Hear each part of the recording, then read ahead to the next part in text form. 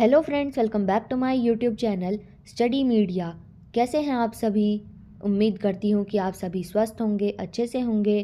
तो आज इस वीडियो में हम करने वाले हैं कक्षा 8 वसंत भाग 3 का पाठ 11, जिसका नाम है सूरदास के पद। पिछली वीडियो में मैंने आपको पाठ 10 अकबरी लोटा करवाया था। तो चलिए पाठ 11 शुरू करते हैं। इसमें हम सबसे पहले इसका सार, सरलार्थ, प्रश्न अभ्यास और बहुविकल्पीय प्रश्नोत्तर करेंगे। तो सबसे पहले इसका सार करते हैं। पहले पद में सूरदास जी ने कृष्ण के मन के भावों का सुंदर वर्णन किया है। कृष्ण चाहते थे कि उनकी छोटी भाई बलराम की तरह जमीन पर लौटे।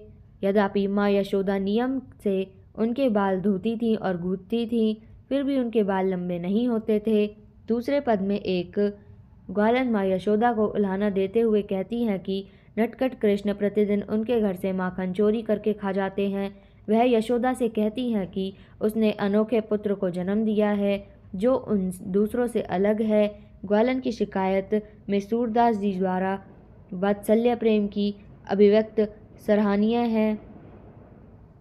सूरदास जी भक्ति काल की कृष्ण भक्ति शाखा के सर्वश्रेष्ठ कवि माने जाते हैं। उनकी अधिकतर रचनाएं भक्ति पर आधारित हैं। इन पदों में कवि ने बाल कृष्ण की अद्भुत लीलाओं का मनोहारी चित्र प्रस्तुत किया है। यहाँ कवि ने वात्सल्य रस की सुंदर अभिव्यक्त की है।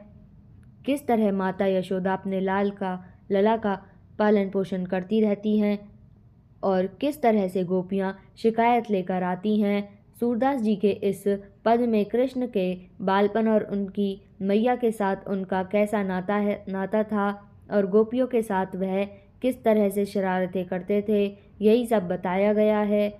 बालक श्री कृष्ण का अपनी माँ से शिकायत करना बड़े सुंदर ढंग से बताया गया है तथा गोपियों का यशोदा से शिकायत करना कि उनका लला बहुत शैतानी करता है, बहुत शरारत करता है, फिर भी अनोखा है, सबसे अच्छा है, अद्भुत है, सबको प्यारा लगता है। सूरदास ने गोपियों का कृष्ण से दूर न जाने का भाव दर्शाया है। सूरदास ने अपने इन पदों में गोपियों से कृष्ण से बिछड़ जाना और उनका विरह में तड़पना बहुत ही सुंदर तरीके से दर्शाया है। अब हम करते हैं इसका सरलार्थ। पहली पंक्ति इसका प्रसंग है। प्रस्तुत पंक्तियाँ हमारी हिंदी की पाठ्य पुस्तक वसंत भाग 3 सूरदास के पद नामक पाठ से ली गई हैं। यह पद सूरदास द्वारा रचित हैं। इस पद में बालक कृष्ण माता यशोदा से शिकायत कर रहे हैं। इसका सरलार्थ है। बालक कृष्ण अपनी माता यशोदा से शिकायत करते हैं कि माँ, मेरी यह चोटी कब बड़ी होगी? दूध पीते हुए मुझे इतना समय हो गया है, लेकिन अभी भी यह छोटी है। माँ, तुम तो कहती हो कि मेरी यह चोटी बलराम भैया की चोटी की तरह मोटी और लंबी हो जाएगी, लेकिन इसे निकालते हुए, गहते हुए और नहाते हुए यह नागिन की तरह धरती पर लौटने लगेगी।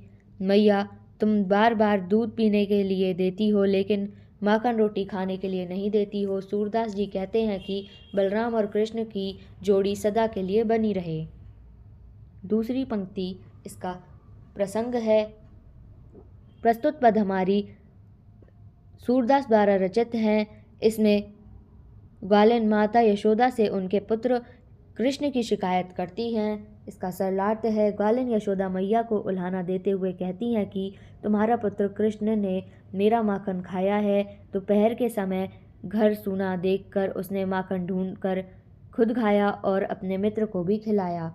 कृष्ण ने ओखल पर चढ़कर छीके से माखन लिया, कुछ माखन खाया और कुछ नीचे गिरा दिया। अब तो हर दिन गोरस की हानि होती है।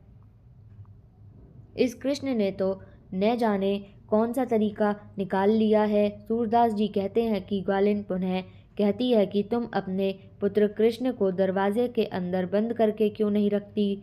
तुमने किसी अनोखे पुत्र को जन्म दिया है। अब हम करते हैं इसका प्रश्न अभ्यास। प्रश्न 1, बालक श्री कृष्ण किस लोभ के कारण दूध पीने के लिए तैयार हुए हैं? इसका उत्तर है, बालक श्री कृष्ण अपनी चोटी को बढ़ाने के लालच में दूध पीने को तैयार हो गए थे। माता यशोदा कृष्ण से कहती हैं कि जितना अधिक तुम दूध पियोगे, उतनी ही तुम्हारी चोटी लंबी होगी। बांधते रहो और गूंथते रहो समय यह नागिन की तरह लौटेगी। प्रश्न 2, श्री कृष्ण अपनी चोटी के विषय में क्या क्या सोच रहे थे? इसका उत्तर है श्री कृष्ण अपनी चोटी के विषय में सोचते हैं कि न जाने यह छोटी क्यों है। वे दिन में कई बार दूध पीते हैं, फिर भी यह छोटी है। बलराम भैया के जैसी चोटी मेरी कब होगी? प्रश्न 3, दूध की तुलना में श्री कृष्ण कौन से खाद्य पदार्थ को अधिक पसंद करते हैं? इसका उत्तर है दूध की तुलना में कृष्ण को माखन खाना अधिक पसंद है। माखन उन्हें इतना अच्छा लगता है कि वे इसके लिए चोरी करने के से भी पीछे नहीं हटते हैं। वे घर घर में माखन चुराकर खाते हैं। प्रश्न 4, मैं ही पुत अनोखा ज्यों पंक्ति में ग्वालिन के मन में के कौन से भाव मुखरित हो रहे हैं? इसका उत्तर है इस पंक्ति के माध्यम से ग्वालिन ने सीधा कटाक्ष यशोदा माँ पर किया है कि उन्होंने कोई अनोखा पुत्र ही जन्मा है। वह हर घर में माखन चुराता है। यशोदा माँ अपने बेटे को समझाओ कि वह अन्य बालकों की तरह, अतः तुम इस पर घमंड मत करो। प्रश्न 5, मक्खन चुराते समय श्री कृष्ण थोड़ा सा मक्खन बिखरा क्यों देते हैं? इसका उत्तर है श्री कृष्ण जी मक्खन इसलिए बिखेर देते हैं ताकि किसी को यह पता न लगे कि यह माखन कृष्ण ने खाया है। लोग यह सोचें कि पशु या पक्षी ने खाया होगा।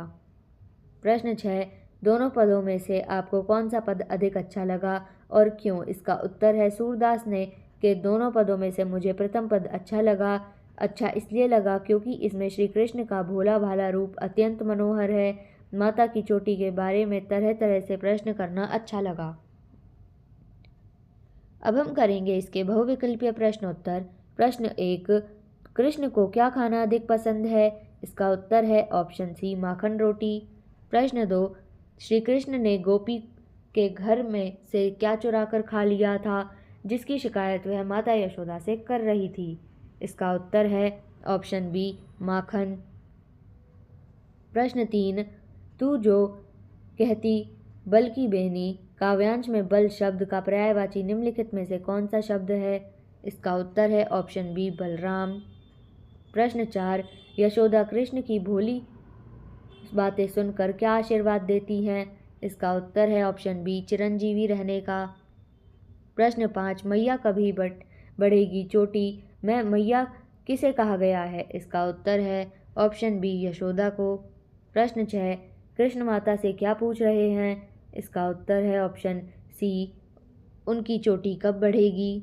प्रश्न 7, निम्नलिखित में से किसकी सहायता से कृष्ण छीके तक पहुंच सके हैं? इसका उत्तर है ऑप्शन बी, सी, ओखल। प्रश्न 8, कृष्ण गोपियों के घर से कहाँ से मक्खन चुराते थे? इसका उत्तर है ऑप्शन बी, छीके की हांडी से। प्रश्न 9, यशोदा ने श्री कृष्ण की चोटी को किसकी चोटी के समान लंबी और मोटी होने का प्रलोभन दिया था? इसका उत्तर है ऑप्शन सी, बलराम की। प्रश्न 10, श्री कृष्ण गोपी के घर में निम्नलिखित में से किस समय आए थे? इसका उत्तर है ऑप्शन डी, दोपहर के समय। तो यहाँ पे ये वीडियो ख़त्म होती है। अगली वीडियो में मैं आपको पाठ 12 पानी की कहानी करवाऊँगी। तो ये वीडियो आपको कैसी लगी मुझे कमेंट करके ज़रूर बताएं।